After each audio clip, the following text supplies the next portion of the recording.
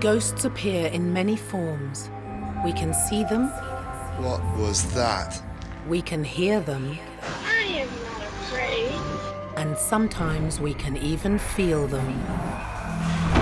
We've gone around the globe in search of the most terrifying spirits and supernatural beings who continue to live on long after their deaths. On World's Scariest Hauntings, anything can happen. Because you never know who's watching when the lights go out. What the hell was that? In this episode, nestled deep in the Essex countryside, is one of the UK government's best-kept secrets. It's just a wooden building which looks very, very small, but as soon as you get past those doors, it is miles of underground tunnels and secret passageways. A subterranean relic of the Cold War, the vast secret nuclear bunker at Kelvedon Hatch comes alive with the energy of the dead. Kelvedon Bunker is, in my opinion, one of the world's most scariest places. It's teeming with different energies, everything from shadow people to full-bodied apparitions. Buried 125 feet below the ground, only the brave managed to spend a night here. It's a really creepy place, and it feels like you've been watched all the time, like you're not alone. That chair's moving. That chair's moving. Oh my God.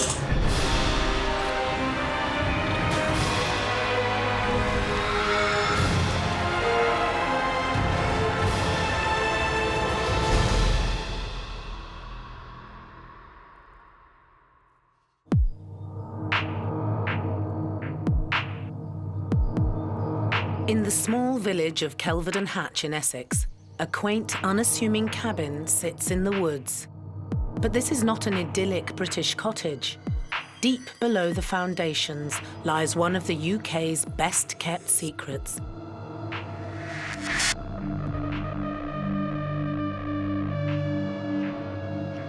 For 40 years, Kelvedon Hatch was the location for the British government's secret nuclear bunker. With the threat of Cold War hanging over the country, there was a real worry that the USSR would launch a missile at any moment aimed straight at the UK.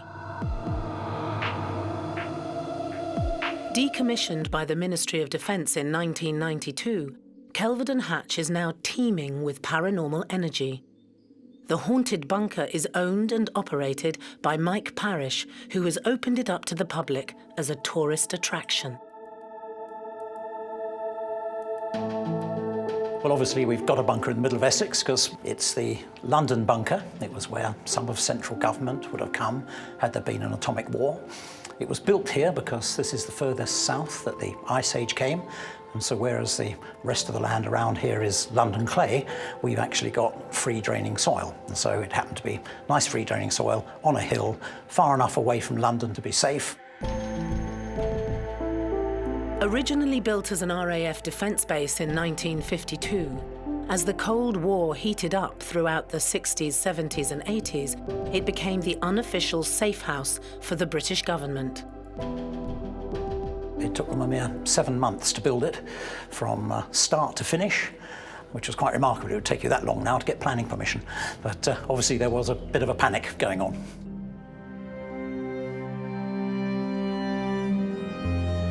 When you first come across the bunker, it presents itself like a small bungalow in a wooded area. But going inside, you soon find that there's a 100-yard tunnel leading you deeper and deeper into the hillside behind.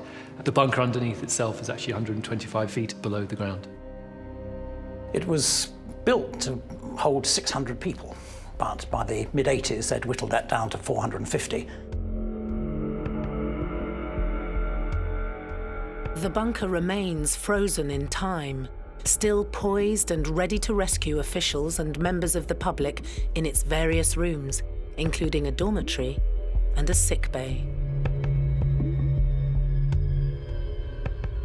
There are so many different rooms in the nuclear bunker. All these rooms house different operational departments. There's also a BBC radio room that would be used in the event of a war to broadcast live from that particular location. Once you're actually on the inside of Kelvedon Hatch, it's just a rabbit warren of tunnels. It is a huge place, and it's very easy for somebody to get lost on the inside of there, but the location is amazing for a paranormal investigation.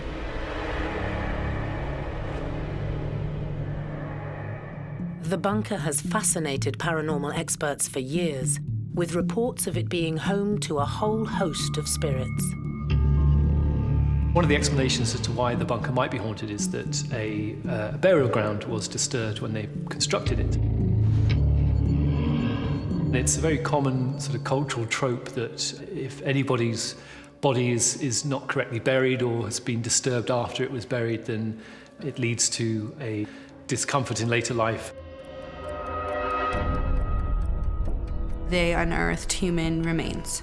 I would say that that is probably why they're experiencing the paranormal activity that they are. When you disrupt a gravesite, ancient or not, it's gonna riff the spirits that you're unearthing, and especially how you're dealing with their remains, which they weren't dealt with in a respectful manner. So I'm assuming spirit wouldn't be very happy with them.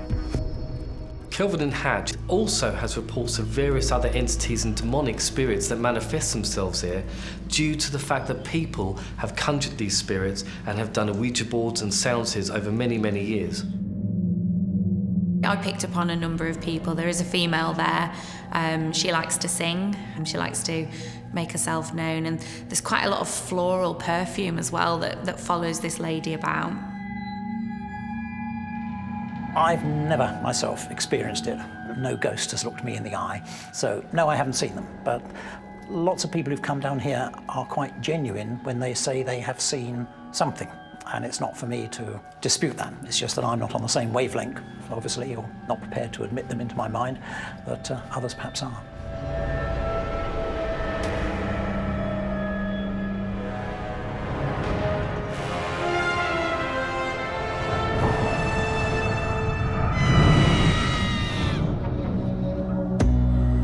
One ghost hunter who has spent more time at Kelvedon Hatch than most is Mickey Gokul.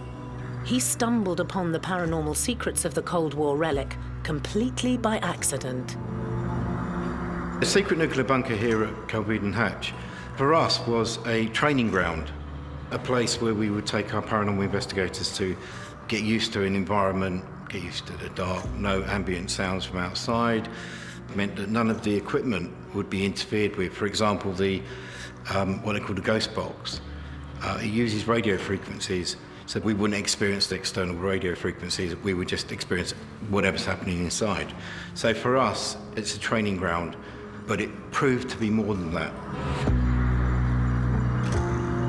I've been here 3 times with paranormal teams. On every single occasion, we've had some kind of activity. Along with many of his own first-hand experiences, Mickey has heard all of the rumours, myths and legends that swirl around the bunker. We hear so many stories, but certainly there's been reports of a lady that's been present as well. The rumours are that the lady was disturbed when this building was being constructed. Apparently the burial ground, which was in the area at the time, was disturbed, and she says to haunt and sometimes terrorise people that are here. The restless spirit has been seen on many occasions by tourists and ghost hunters alike. One of the ghosts that people have reported seeing at Kelvedon Hatch is known as the tall old lady, who presents as very elderly looking but also freakishly tall. There have been reports by eyewitnesses of her moving around in the shadows of the former nuclear bunker. I would have to say that she's there either trying to seek justice for herself or just make her presence known. Once you unearth human remains, and if you don't lay them properly to rest and have respect, because things do happen, some graves are unmarked, so on and so forth, spirit is affected by that. Just because you can't see things doesn't mean that they're not affected. The unsettled woman is just one of a number of terrifying ghosts that keep many people away, but also send many people flocking to mysterious Kelvedon Hatch.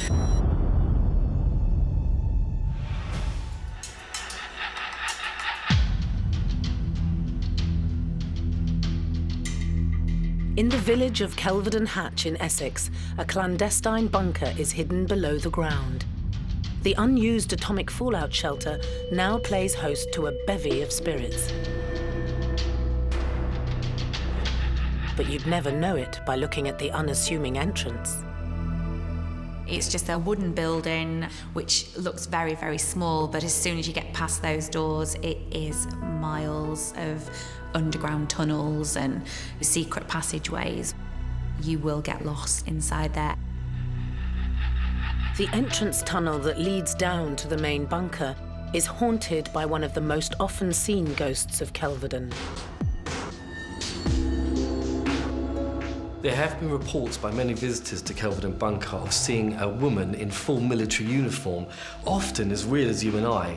This female officer has also allegedly been telling people to get out, and she speaks to these people as clearly as we are now.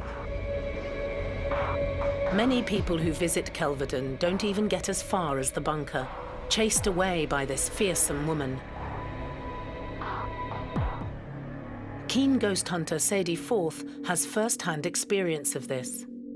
We started off the night's investigation down here in the tunnel, and we walked up to the bottom of the tunnel behind me. It was me and my two lady friends, and we were the only people here in the bunker all night long. I got out my night vision camera to start filming to see if anything was here, and it looked like there was a figure at the other end of the tunnel. There, can you see that? Tall and dark. Yeah. With a face. Yeah. A dark silhouette, a shadow type figure, which was quite frightening to look at. And I zoomed in on the camera to see if it was still there, and it was.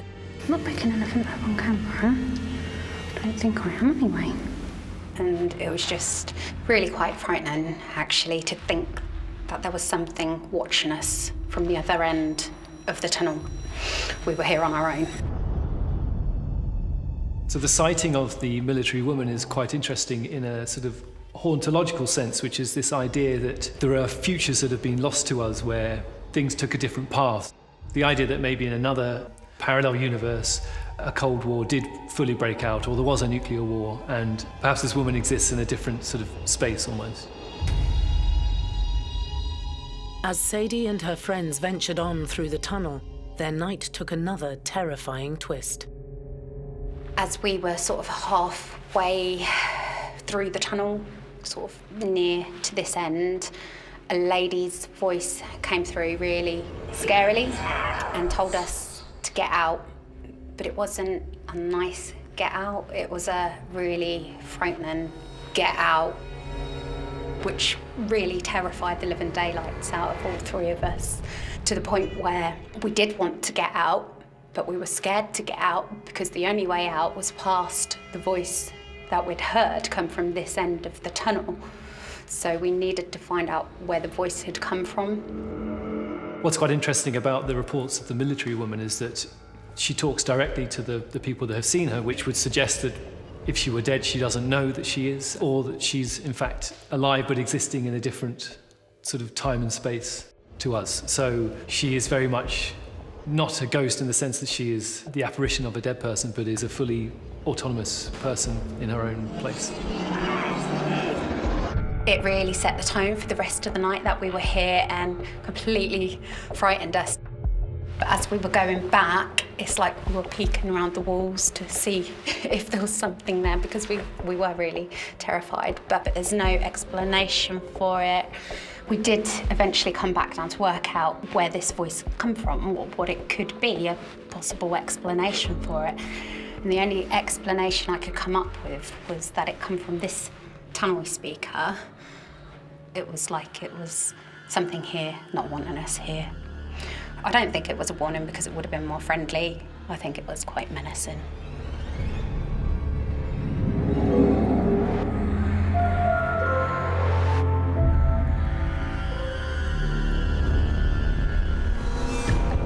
Deep down inside the vast nuclear bunker at Kelvedon Hatch, you'll find some of the most unnerving spirits. So one of the types of apparition that have been reported at Kelvedon Hatch are shadow people, which are frequently occurring dark shadowy shapes that are seen at the periphery of people's vision. Seeing shadow figures at Kelvedon Hatch is probably the most common phenomenon reported there. And I think the reason for that is because this place is so very dark and it's underground, and the fact that it might well have been built on a burial site gives rise to the many different spirit forms that may well dwell still at this property. Some say they're time travelers, some say they're evil spirits. I've come into contact with shadow figures that haven't scared me. I believe it's very much when you're investigating or you're in a haunted space, you use your body as a tool.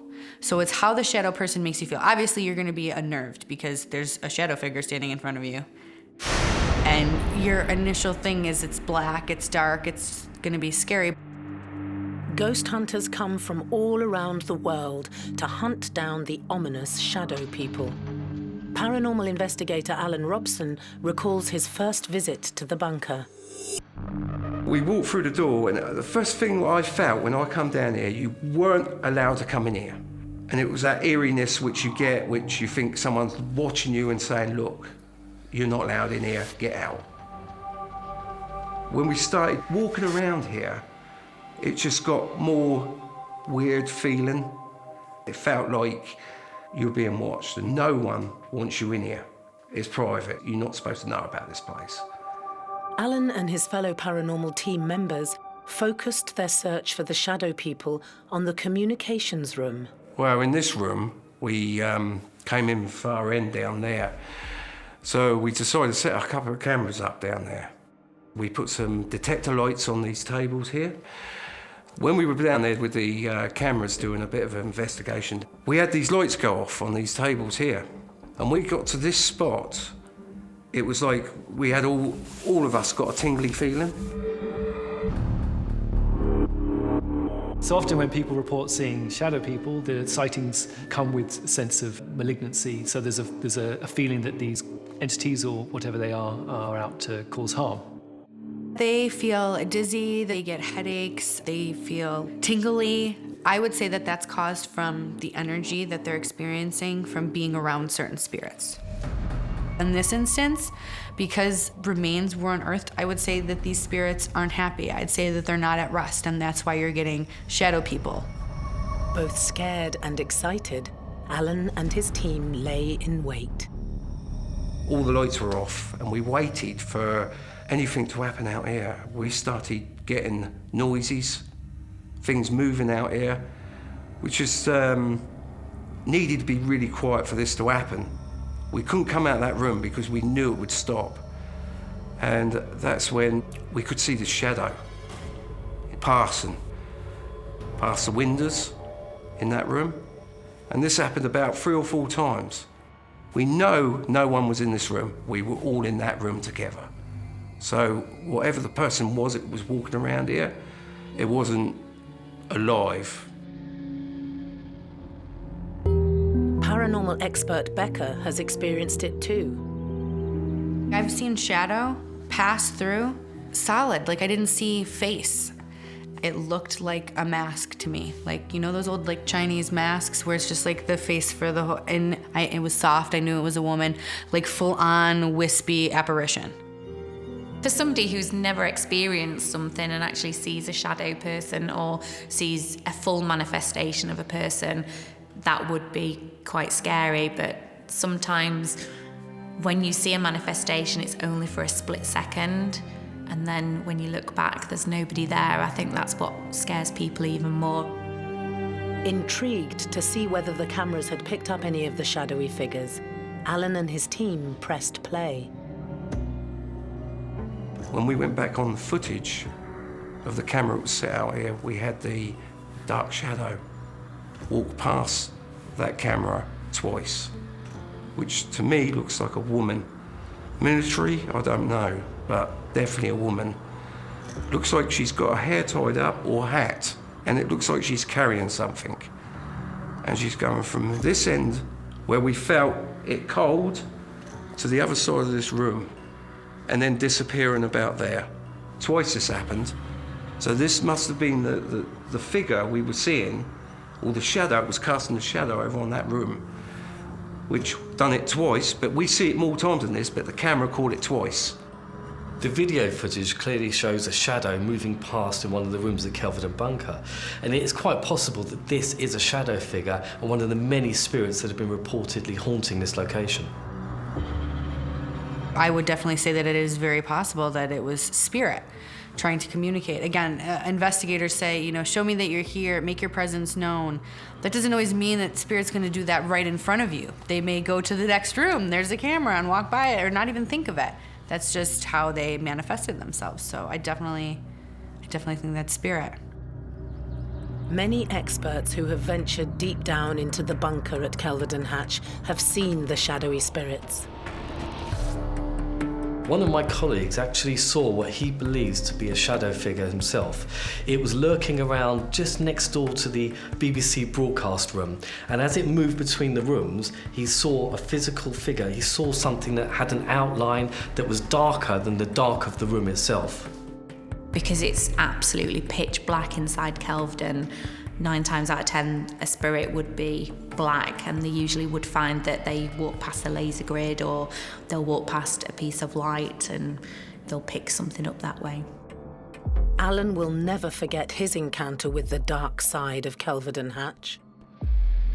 This figure, you can see it's actually, it's a person. It's not just a shadow. You know, it's got depth to it. In it's kind of, it's not walking, it's kind of hovering along. It's just not normal the way it looks. If it was a shadow, it'd be all bendy, all over the walls and everything. And from that to start, from this area where you get the tingling, that makes sense, doesn't it? That's why I believe this is an actual shadow figure, as they call it. And they're not very easy to catch. But that night we caught one, yeah. The terrifying shadow figures at Kelvedon darken its endless corridors. Not all spirits can be seen, though. Some make contact in other ways. Stop the device, Charles. Oh my God.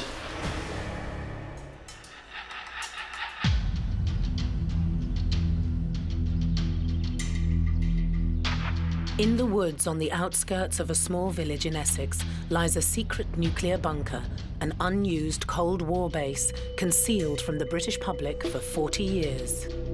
Kelvedon Hatch is hidden 125 feet below ground. From the front and the outside, it looks like a cottage, but actually, in the depths of this building are caverns of rooms and spiralling staircases that move throughout the vicinity.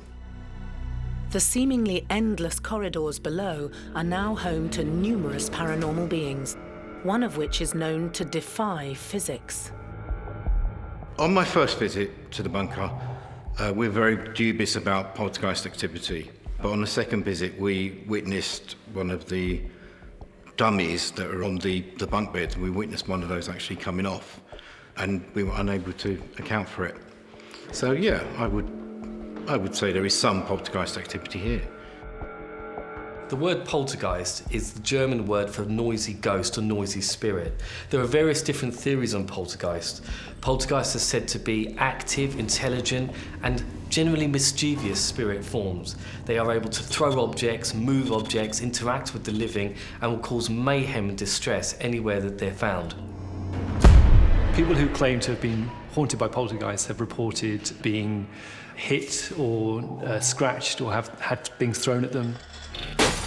And some reports of poltergeists have been particularly dramatic. You know, they'll have beds or cabinets, quite heavy objects thrown about the house. Some poltergeists can even make a physical connection from the spiritual to the real world. I've known people who are hardened skeptics, have their own personal experiences of being touched, and I've also had people who are very, very open, who've experienced absolutely nothing. So it depends whether that spirit kind of takes a liking to you or not. I've had somebody follow me around a place and touch my leg and give me kisses, and that's quite unnerving when you actually have that, because it's kind of a little bit strange. I would say it would be energy from spirit. I'd say it'd be a spirit that's able to harness or manifest a lot of energy.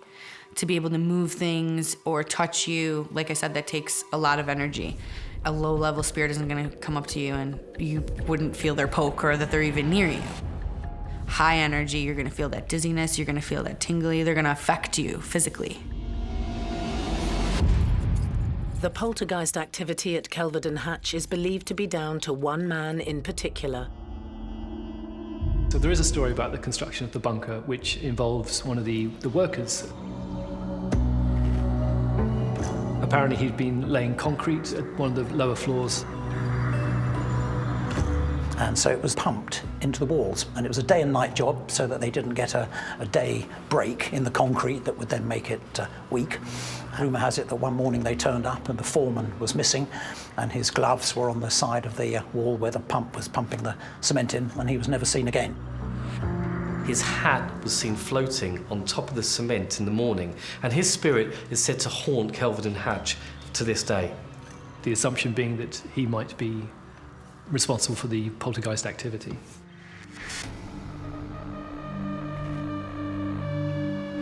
One paranormal team who investigated Kelvedon captured some of the amazing poltergeist activity on camera. The video footage shows a team of investigators calling out, asking the spirits to show themselves or to move an object, and as you pans around, you slightly see this chair moving very, very suddenly. Oh, that chair's moving. That chair is moving. Oh my God. Thank you to the spirit that is moving the chair for us. You're doing really well. It's quite possible that a spirit was in there trying to intelligently communicate with the team, and by moving that chair, it was definitely getting their attention. Spirit communicates in many different ways.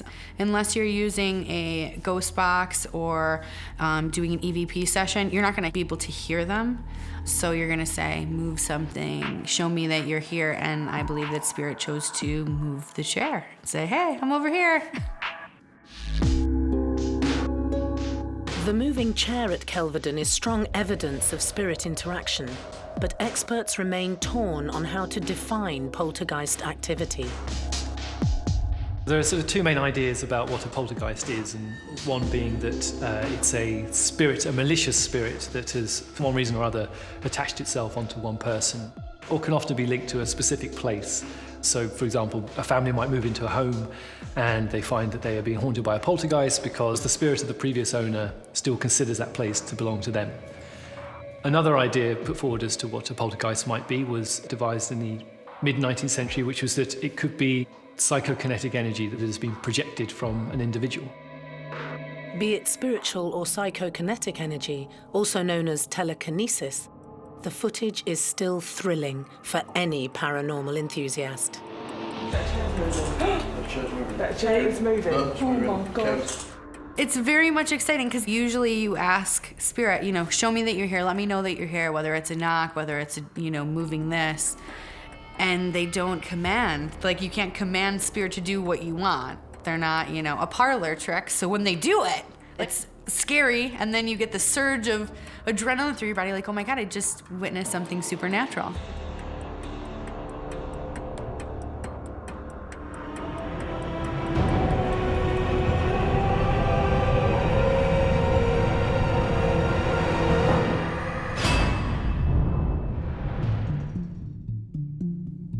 One of the most active areas at Kelvedon Hatch is the radio room.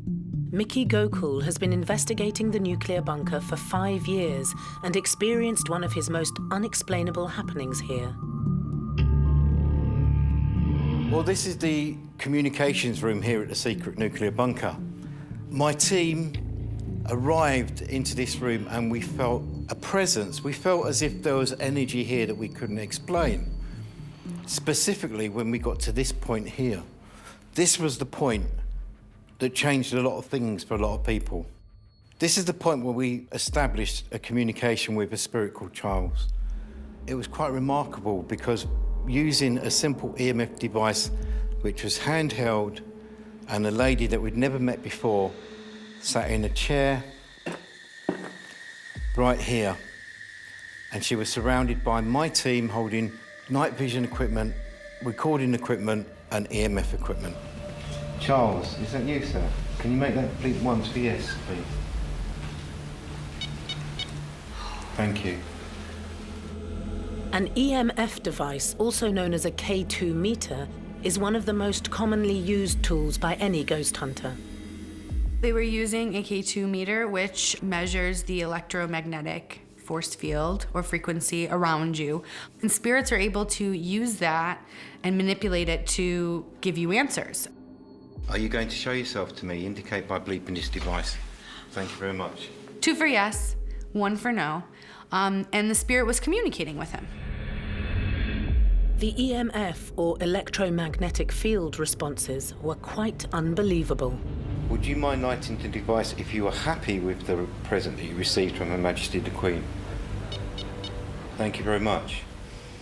I used this filing cabinet as an experiment to see whether this spirit could actually hear what we were doing, could hear sounds. I tapped 3 times, and there was a response on the EMF meter. I tapped 3 times, and very quickly followed by 2. And again, there was an immediate response. That's when I knew it could hear us. I'm going to knock. I want you to replicate the knock on there. 1,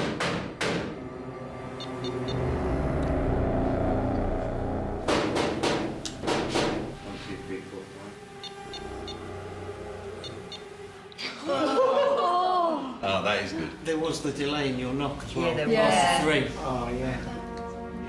And this is where I felt the most energy. I felt, standing in this spot here, there was an energy, but I couldn't tell what type of energy it was. I didn't know if it was a male or female, but then it dawned on me we were making contact with someone or something using the EMF device. So I asked the question, "Are you here?" And the EMF device started bleeping. Is this where you are? I asked, "Would you make the EMF device bleep faster?" And it did. Bearing in mind the EMF device was 20 feet away, it was bleeping faster and faster and faster until I said stop, and it stopped on demand. Stop the device, Charles. Oh my God. I knew that this was the spot where Charles was. I would say it's a mischievous spirit. How you are in life is very well how you are in death. And, you know, you might have a spirit that just likes to be a trickster or is reacting to the things that are being asked by the paranormal team. Are you here? Show me you're here. Like I said, they just don't do things on command. If your name is Charles, please activate this device and make it go. Just come closer to me, sir. Is your name Charles? Thank you very much. By speaking to Charles through the EMF device, Mickey was able to find out much more about this enigmatic spirit. I could feel him. I couldn't see him, but I knew he was here. And through a series of questions, using the EMF device, we were able to ascertain that he worked here, that he wasn't an ancient spirit. He passed away at the age of 50 in 1992 or thereabouts. He also refused to give me his full name, but preferred me referring to him as Charles. This has really changed it for me. This location, this spot, and the spot we were just in with the chair has changed my life. The one reason why I believe communicating with spirit is important is to hear their story. As an investigator, and I'm sure as why you do what you do, documenting haunted locations is to get down to the bottom of the story. Why is this haunted? Why are we here? Why are these spirits here? That's very important, and you can only do that so much without communication with spirit. And there are so many more stories waiting to be heard. 125 feet under the ground at Kelvedon Hatch.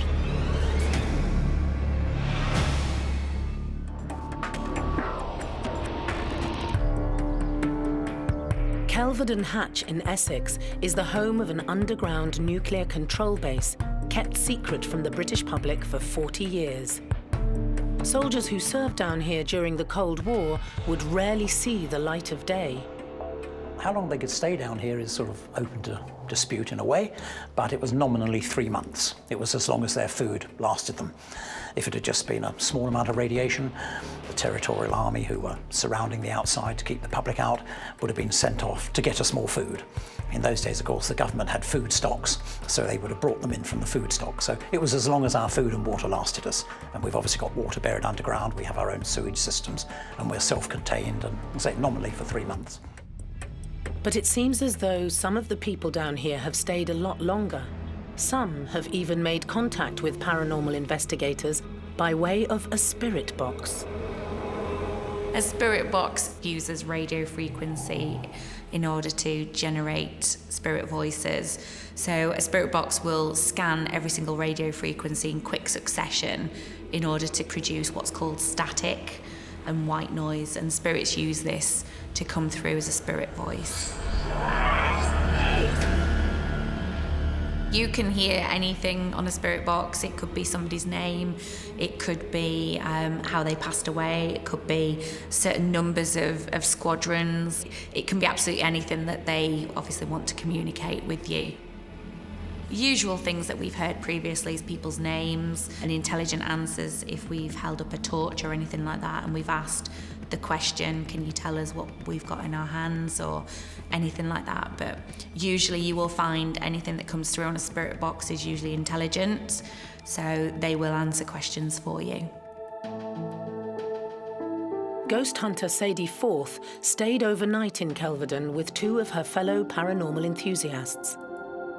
Towards the end of their fright-filled visit, the team picked up the voice of a supernatural being when using their spirit box.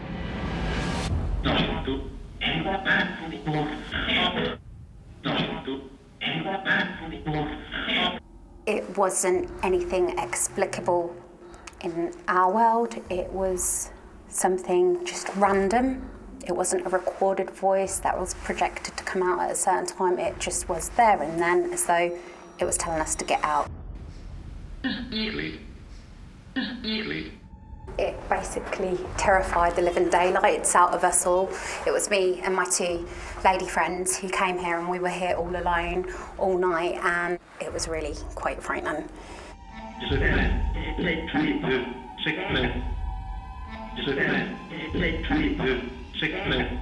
It's quite common for anyone to be scared during an investigation. I personally do feel fear in some of the places that I visit, but often you have to put that aside and carry on with the job at hand. It's very normal for investigators to feel fear during a paranormal investigation, and on several occasions I have had such a sense of fear and foreboding that I've had to leave the property.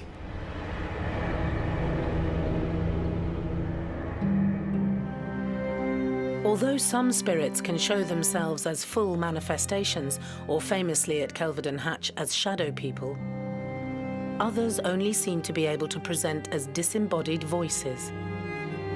There's a lot of different theories on where their spirit can go. I just believe it's a different dimension. I believe they're able to just be at peace and be over on the other side and not be so physically attached to this plane. That's where I believe they go. I'm sure they can come back and forth. They can touch here, because that's where we get good spirits, your family, your friends, the people that come, and watch over you. But they're not stuck here. Sadie has returned to Kelvedon since her night of frights, but still feels uncomfortable in the 125-foot deep bunker. It's a really creepy place, and it feels like you've been watched all the time, like you're not alone.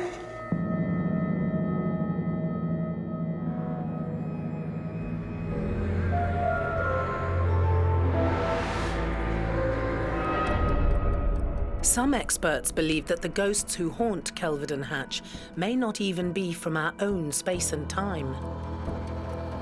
It's interesting to think that there have been reports of sightings, ghost sightings at Kelvedon Hatch, considering that no one's actually lived and died in the building. But there's something incredibly powerful about the space, because the idea of a nuclear war for all of us is sort of one of the most terrifying concepts, and the way that the bunker is put together and how it still exists today, it's very easy to sense that something had taken place and that it had been in operation, and perhaps that in another time and place, a nuclear war did occur. And so when you go into the bunker to see it laid out the way that it is, it almost feels like there's an alternative future somewhere where this place had actually been in operation. In a sense, when you're in the bunker, you can intuit the lives of the people that in another world might have lived down there.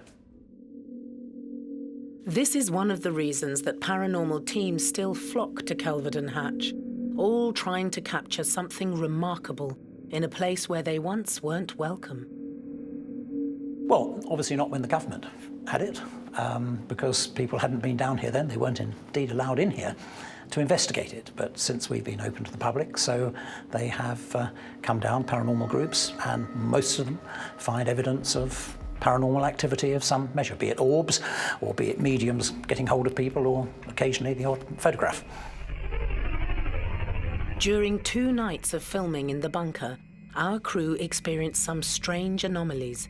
Whilst filming, the lights would mysteriously turn themselves on. And the overnight trap cam was triggered in the pitch black when the nuclear facility was completely empty. People have claimed to have captured orbs in photographs. Perhaps they've gone to investigate an area that's got a reputation for being haunted, and when they receive the photographs back, they find these bright, small spheres in the back of the photograph. There are many different theories about spirit orbs. Orbs are generally the first manifestations of a spirit entity, normally usually energy or balls of energy with their own kind of signature. A spirit learns how to manifest in many different ways. There's not one specific way I've seen spirit manifest. So whether it's a little energy ball, whether it's a wispy figure in front of you, whether it's a shadow person, there could be many different reasons.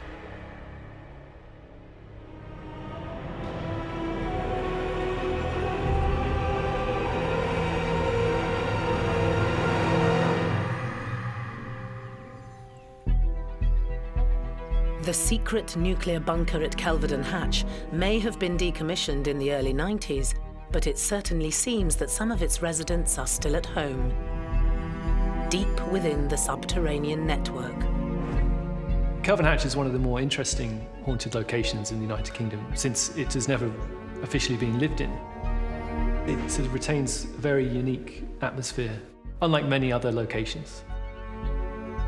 Kelvedon Hatch has got activity there, and I would say that there is presences of numerous people there. I also think that there's a significance between the residual haunting and also the intelligent haunting. Anyone brave enough to explore down here had better come prepared for a fright. Kelvedon Bunker is, in my opinion, one of the world's most scariest places. It's teeming with different energies, everything from shadow people to full-bodied apparitions and possibly demonic entities.